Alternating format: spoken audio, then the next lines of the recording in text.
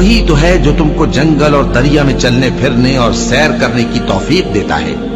یہاں تک کہ جب تم کشتیوں میں سوار ہوتے ہو اور کشتیاں خوشگوار ہوا کی مدد سے سواروں کو لے کر چلنے لگتی ہیں اور وہ اس پر خوش ہوتی ہیں، تو ناگہاں زناٹے کی ہوا چل پڑتی ہے اور لہریں ہر طرف سے ان پر جوش مارتی ہوئی آنے لگتی ہیں، اور وہ خیال کرتے ہیں کہ اب تو لہروں میں گھر گئے،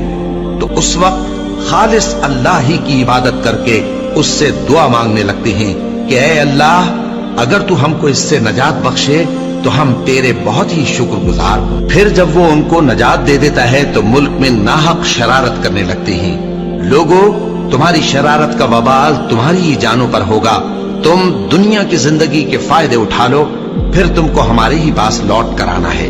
اس وقت ہم تم کو بتائیں گے جو کچھ تم کیا کرتے تھے۔ دنیا کی زندگی کی مثال میں کسی ہے کہ ہم نے اس کو آسمان سے برسایا، پھر اس کے ساتھ ملا جلا سبزہ جسے آدمی اور جانور کھاتے ہیں نکلا، یہاں تک کہ زمین سبزے سے خوشنما اور آراستہ ہو گئی، اور زمین والوں نے خیال کیا کہ وہ اس پر پوری دسترس رکھتے ہیں، ناگہاں رات کو یا دن کو ہمارا حکم عذاب آ پہنچا،